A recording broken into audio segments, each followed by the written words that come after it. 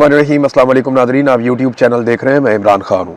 Nadreen, मैं travel कर रहा था, ये जगह अच्छी लगी मुझे, तो मैंने सोचा यहाँ बैठ के एक वीलॉग कर लेते हैं आपके साथ। लोकेशन भी आप देख लेंगे, यहाँ नज़ारे भी अच्छे हैं और जो ख़बरें हैं वो तो सारी मुकम्मल हो गई। सारा दिन की रुदात जो चीज़ें हैं वो मैं आपके साथ शेयर कर देता हूँ। सबसे पहले तो ये है कि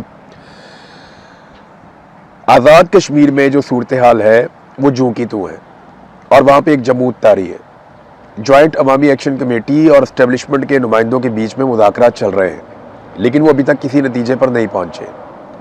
जॉइंट अवामी एक्शन कमेटी को इस वक्त जो ऑफर्स की गई है उनमें एक तो ये कहा गया कि जो पुरानी पोजीशन है उसको फौरी तौर पे बहाल कर दिया जाता है, यानी FIRs ख़त्म कर देंगे, जो कलअदम का स्टेटस है वो ख़त्म कर देंगे, 4th शेड्यूल में से नाम निकाल दिए जाएंगे और चीज़ें नॉर्मलाइज हो जाएंगी। फिर इलेक्शन होने दो, इलेक्शन के बाद देखते हैं फिर बाकी चीज़ें क्या करनी है। और क्योंकि आईनी तरमीम के बगैर ये हो नहीं सकता कि जो नशस्तें मुहाजिरीन वाली हैं उनको ख़त्म किया जा सके, लिहाजा आप इंतज़ार करें। पहले ये कहा गया कि जनाब 6 सीटें कर देते हैं, 4 सीटें कर देते हैं, फिर इस बात पे फटा पड़ गया कि जनाब इन सीटों को आप कम तो कर रहे हैं, लेकिन क्या इनके पास वो इख्तियार बाकी रहेगा कि ये वज़ीर आज़म के इंतखाब में वोट कर सकें। तो इस पर अभी बहस चल रही थी और अब मामला किसी और तरफ निकल गया, क्योंकि इलेक्शन बहुत करीब आ गया है। अब चंद दिन के बाद जो है वो इलेक्शन है, यानी 2 दिन के बाद इलेक्शन है आज़ाद कश्मीर में। जो पहला मरहला है वो होने वाला है इलेक्शन का। अब इसमें आज़ाद कश्मीर के लोग तो बिल्कुल ही इररेलेवेंट हैं। सिक्योरिटी फोर्सेस की बहुत बड़ी तादाद मीरपुर में पहुंचा दी गई है, क्योंकि मीरपुर डिवीजन में पहला मरहला है इलेक्शन का और शदीद खौफ व हरास और दबाव का माहौल है जिसके अंदर ये इलेक्शन करवाने की कोशिश की जा रही है। जब से पाकिस्तान बना है या आज़ाद कश्मीर आज़ाद हुआ है भारत के कंट्रोल से, तब से लेकर अब तक कभी भी ऐसा नहीं हुआ कि इलेक्शन इस माहौल में आज़ाद कश्मीर में हो रहा हो। इस मरतबा वाकई बहुत खौफ व हरास है और वहाँ पे इलेक्शन करवाने की कोशिश की जा रही है। कुछ मुतालबात ऐसे हैं आज़ाद कश्मीर के लोगों के, चले ये 2 चीज़ें आप कबूल कर लें और उसके बाद बाकी चीज़ें बाद में करते हैं, लेकिन ब्रिगेडियर फाइक को और IG जो वहाँ पे लगाए गए हैं, इन दोनों को हटाने का मुतालबा भी किया गया था कि जो सेक्टर कमांडर ब्रिगेडियर फाइक हैं, जिन्होंने इन सारे ऑपरेशंस को लीड किया, उन्हें आज़ाद कश्मीर से हटाया जाए और साथ में कहा गया कि IG को भी हटा दिया जाए। तो इन 2 लोगों को वहां से नहीं हटाया गया, ये मुतालबा तस्लीम नहीं किया गया, जिसके बाद शकूक व शुबहात बढ़ जाते हैं कि अगर ये इलेक्शन करवाने में कामयाब हो जाते हैं और अपनी मर्जी की हुकूमत मुसल्लत कर देते हैं तो उसके बाद क्या होगा। अच्छा, ज्वाइंट अवामी एक्शन कमेटी को यह भी कहा जा रहा है कि आप लोगों को कहें कि वो निकल कर वोट डालें और आप अपने नुमाइंदे भी खड़े कर दें बेशक इलेक्शन में, क्योंकि एस्टेब्लिशमेंट को पूरा यकीन है कि अगर ज्वाइंट अवामी एक्शन कमेटी इलेक्शन में आ गई तो PTI भी आ जाएगी। और धांधली का तो पूरा बंदोबस्त किया गया है, फॉर्म 47 जारी करके PTI और ज्वाइंट अवामी एक्शन कमेटी को फारिग करेंगे और पीपल्स पार्टी और PMLN को एक मिलीजुली सरकार वहां पे बनाकर दे देंगे दूसरी जमातों के साथ मिलाकर। इस्तेकाम पार्टी को भी जोड़ दिया गया है मुस्लिम कॉन्फ्रेंस के साथ, ताकि वो ज्यादा बेहतर परफॉर्म कर सके, उनकी सीटें जस्टिफाई हो सके। तो ये मिलिट्री एस्टेब्लिशमेंट का सारा खेल है जो वहां पे खेल रही है। आज़ाद कश्मीर के जो वकला हैं, आज़ाद कश्मीर बार कौंसिल, उन्हें बड़ी देर के बाद होश आई है। यानी वकला तो ओवरऑल पाकिस्तान में वकला में करंटी खत्म हो गया। जुडिशरी की जो हालत है, जो पाकिस्तान की अदलिया के साथ हो चुका है, वही आज़ाद कश्मीर में भी अदलिया के साथ हो रहा है। वकला वहां पे भी उतनी जिम्मेदारी ले रहे हैं जितनी पाकिस्तान में ले रहे हैं। अब आज़ाद कश्मीर की जो बार कौंसिल है वो अब खड़ी हो गई और वो ये कह रहे हैं जनाब कि बड़ी ज्यादती हुई है, इलेक्शन एक ही मरहले में होना चाहिए, ये 3-3 दफा इलेक्शन करवा के अब ज्यादती कर रहे हैं। देखिए, पूरे पाकिस्तान में जो इलेक्शन है वो एक दिन में हो जाता है, लेकिन आज़ाद कश्मीर के इलेक्शन को 3 मराहिल में करवाने का मकसद क्या है? वजह यह है कि वहां पे निज़ाम कंट्रोल में नहीं है, अवाम कंट्रोल में नहीं है और इस इलेक्शन के नतीजे में वो नताइज हासिल करने हैं जो एस्टेब्लिशमेंट चाहती है, तो फिर उनको मरला वाइज करना पड़ेगा, एकदम वो कर नहीं पाएंगे। नाज़रीन, सबसे ज़्यादा जो मैं इंटरेस्टिंग चीज़ देख रहा हूँ वो बिलावल के स्टेटमेंट है। बिलावल स्टेटमेंट ऐसे देता है जैसे सारी जिंदगी हो गई इस खानदान को कभी आज़ाद कश्मीर में हुकूमत ही नहीं मिली। यानी लंबा अरसा हो गया बिलावल और उसकी जमात की आज़ाद कश्मीर में हुकूमत रही है। आज भी जो हुकूमत है आज़ाद कश्मीर में वो बिलावल की पॉलिटिकल पार्टी पीपल्स पार्टी की है, लेकिन वो तकारीर ऐसे करते हैं जैसे कि उन्हें कभी यहाँ मौका ही नहीं मिला। हम ये दे देंगे, हम वो दे देंगे, हम ये कर देंगे, हम वो इनकलाब ले आएंगे। भाई, आपने कुछ करना होता तो गुज़िश्ता 40-50 साल से आप मुसल्लत हैं।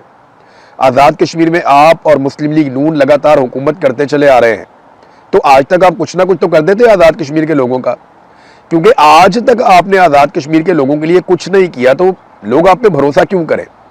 और लोग भरोसा कर भी नहीं रहे।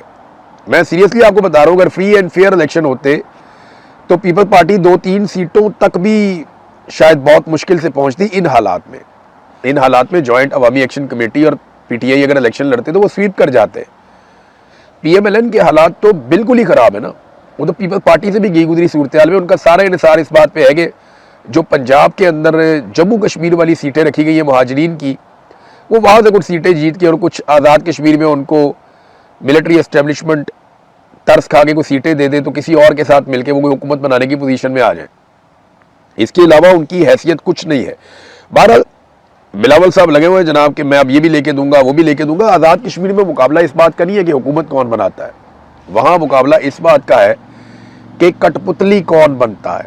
यानी वहाँ पे जो सेक्टर कमांडर हैं या एजेंसियाँ हैं, उन्हें अपने लिए कठपुतली सरकार चाहिए। अब वो कठपुतली सरकार के ओहदे पे कौन आकर फायज होता है, कौन अच्छा परफॉर्म करता है, इसके लिए इसका मुकाबला चल रहा है पॉलिटिकल पार्टियों में, जूते पॉलिश करने का। पीएमएलएन में, पीपल्स पार्टी में, आईपीपी में और उनके साथ मुस्लिम कॉन्फ्रेंस में, ये सारे जूते पॉलिश कर रहे हैं। जो ज़्यादा चमकाएगा उसको ज़्यादा सीटें मिल जाएंगी। इस वक्त तक की सूरत हाल तो नाज़रीन ये है। पीएमएलएन के आप काम चेक करें, इन्होंने 10 इलेक्ट्रो बसें रवाना कर दी हैं आज़ाद कश्मीर के लिए। वो कहते हैं मरी पहुँच भी गई हैं। ये मुझे अच्छी तरह याद है, एक दिन ये सियालकोट वाला जो रोड है ना, इलेक्शन आने वाला था तो हमजा शहबाज ने कहा जी यहाँ पे फ़ौरन जो है बसें चलानी है, आज चलानी है, कल चलानी है, बस 1-2 दिन के अंदर चलानी है आपने। तब हमजा शहबाज के बाद इख्तियार था, तो यहाँ एक इलेक्शन होने जा रहा था। तो उन्होंने कहा जनाब कि अब कैसे बसें चला सकते हैं, खुदा का नाम लें, हम इस रोड के ऊपर, ये रोड ही तैयार नहीं है इस बस के लिए और ये इस बस का ये रूट ही नहीं बनता। उसने कहा भाई बस चला दो, एक दिन के लिए इलेक्शन के लिए चला दो, इलेक्शन के अगले दिन बेशक बंद कर देना, लेकिन फिलहाल को 10 दिन 5 दिन चला दो इसको। ये जनाब हमजा शहबाज के दफ्तर में जो बंदा काम करता था उसने मुझे बताया, उसने कहा सर ये इतना इलेक्शन के करीब आकर पागल हो जाते हैं कि इन्हें लगता है कि कोई भी चीज़ कहीं पे भी चला रही है ना, इनको अगर कोई ना सड़क के ऊपर जहाज चला देंगे वो भी चला देंगे किराए पे लेके कि इलेक्शन में हमें वोटें पड़ जाए किसी तरह। अब ये इन्होंने 10 बसें रवाना कर दी हैं, कोई इसकी फिजिबिलिटी नहीं बनाई गई, कोई इसकी बजटिंग नहीं हुई, कोई इसके तकनीकी तैयारियां नहीं की गई, बस बसें भिजवा दी, पहुँच रही जी कश्मीर, वहाँ पे चलेगी। ये तो बादशाहत वाला निज़ाम है ना, किसने खरीदी, किसके लिए खरीदी, कहाँ से निकाली गई, कहाँ भिजवाई गई, किसकी मलकियत थी, कहाँ पे जाकर चलेंगी, वहाँ चलाने वाला कौन होगा, इसके ऑपरेटर्स कौन होंगे, इसके ड्राइवर जो है वो यहाँ पंजाब के हैं, आज़ाद कश्मीर के लोगों को ट्रेनिंग, ये तो लंबा प्रोसीजर होता है। ये तो बादशाहत है, यहाँ से उठाई वहाँ पहुँचा दी। ये क्या तरीका है कि यहाँ से बसें उठाई वहाँ पहुँचा दी और इलेक्शन कमीशन जो है वो इसका कोई नोटिस ही नहीं ले रहा।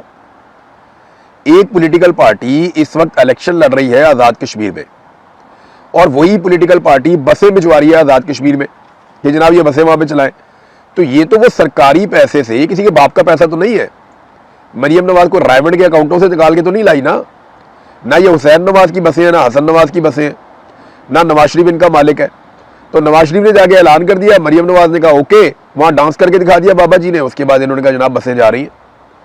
यार ये तो अवाम की बसें हैं ना, तो अवाम के माल को ऐसे खर्च करते हैं ये बादशाह बन के अपने ज़ाती मफाद के लिए, कि कोई बादशाह भी शायद ऐसे अवाम का पैसा नहीं लुटाता होगा। इमरान खान साहब की बहन उस्मा खानम ने कुछ स्टेटमेंट दिया, वो बहुत इंपॉर्टेंट है। उनके पास मुकदमा एक के बाद होते जा रहे हैं बहनों के ऊपर, उनके ऊपर वो डीजी खान वाला मुकदमा था, तो उसकी वो सुनवाई थी, तो वहां पे उन्होंने बातचीत की। उन्होंने कहा जी कि इमरान खान इस बात को जानते थे कि उन्हें कैद तन्हाई में डाल दिया जाएगा, उन्हें इस बात का अंदाज़ा था, इसलिए उन्होंने बहुत सारे अहकामात और पैगामात दिए थे। हमने वो तमाम पैगामात, चाहे वो एलानिया थे चाहे वो खुफिया थे, वो दोनों तरह के पैगामात हमने पार्टी तक और आवाम तक पहुंचा दिए। अब ये पीटीआई पे मुनहसर है कि उन्होंने क्या करना है। जेल से किसी भी किस्म के पैगाम की इस वक्त ज़रूरत नहीं है।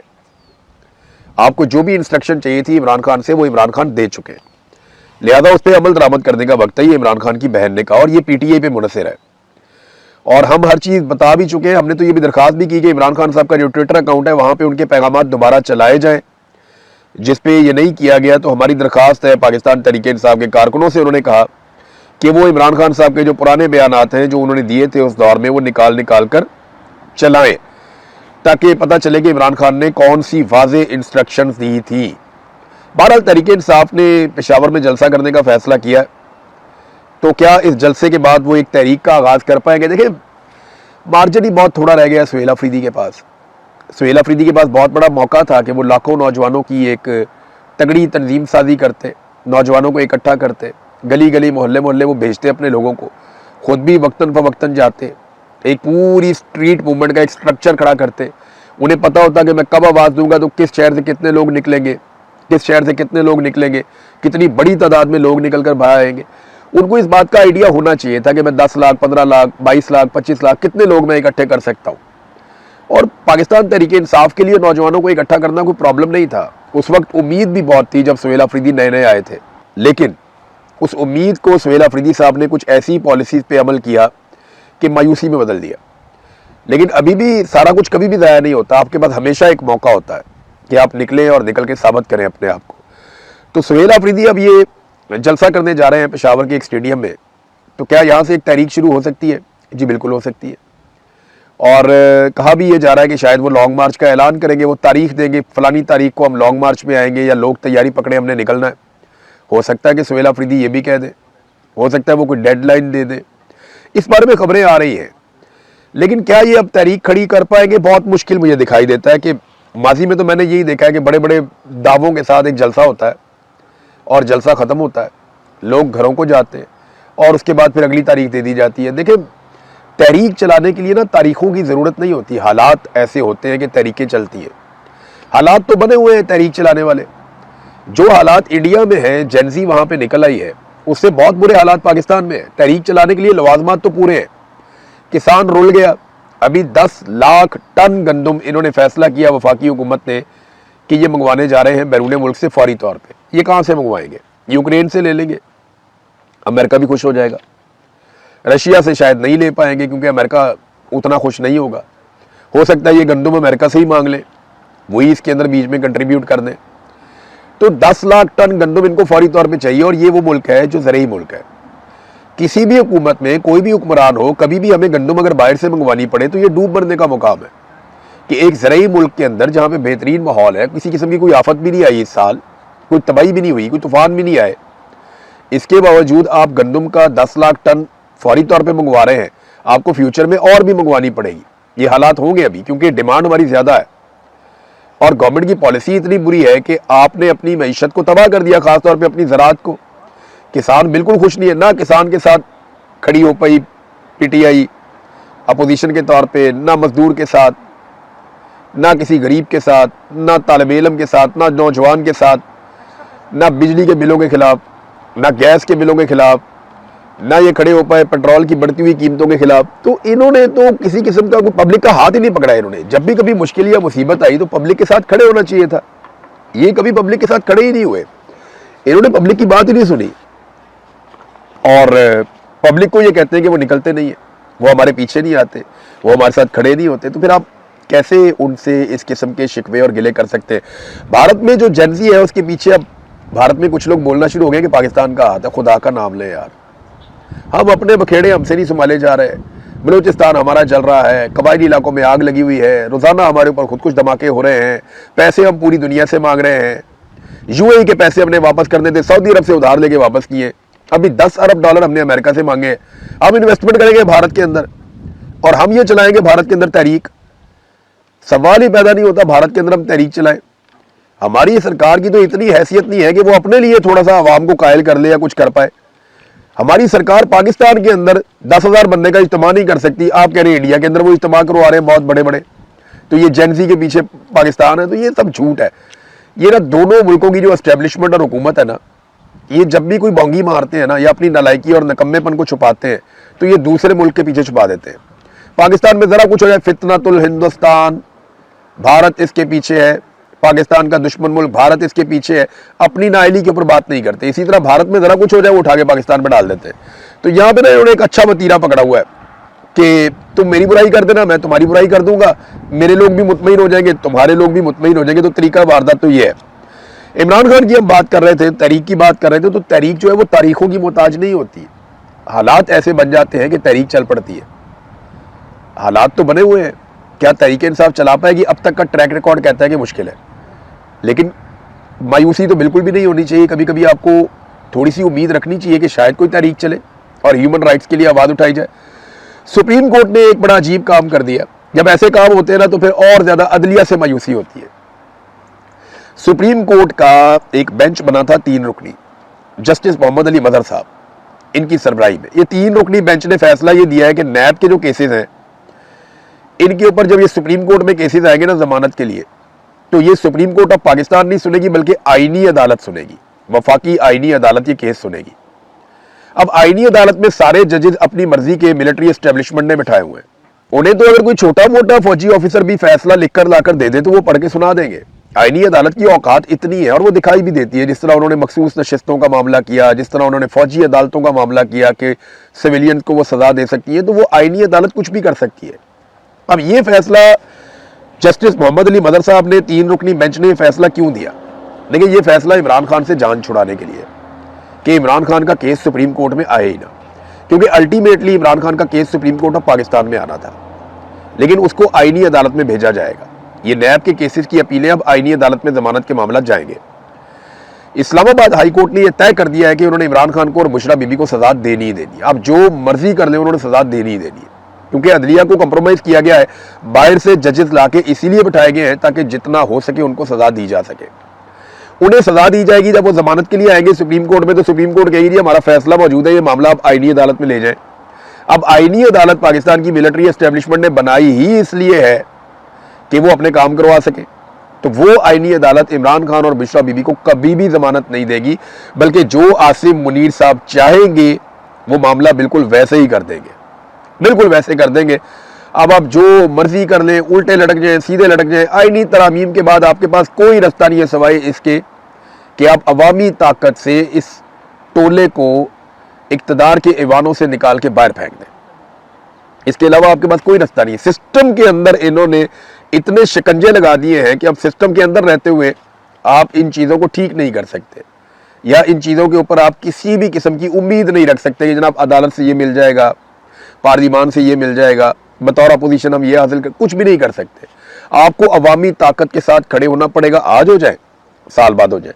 नाज़रीन, सऊदी अरब वाली खबर मैं आपको बार बार देता रहता हूँ, उसमें एक डेवलपमेंट है वो मैं आपके सामने रख देता हूँ। वहाँ पे डॉक्टर साद अल फकीया हैं, ये सऊदी अरब के अपोजिशन लीडर के तौर पे इन्हें लिया जाता है। इन्होंने ना सऊदी अरब और अमेरिका का जो एटमी मुआहदा होने जा रहा है उसकी हकीकत बयान की है अपने एक स्टेटमेंट में। वो ये कहते हैं कि ये जो एटमी प्लांट लगाया जाएगा या मंसूबा लगाया जाएगा, ये सऊदी सरजमीन पे अमरीकी इसको तामीर करेंगे, अमरीकी ही इसको चलाएंगे। इसमें सऊदी अरब का कोई भी बंदा नहीं होगा। इसके अंदर क्या जाता है प्लांट के और इसके अंदर से बाहर क्या आता है, इसका मुकम्मल कंट्रोल अमरीकियों के पास होगा। लेकिन 113 अरब सऊदी रियाल इसके ऊपर जो लागत आएगी वो सऊदी अरब देगा।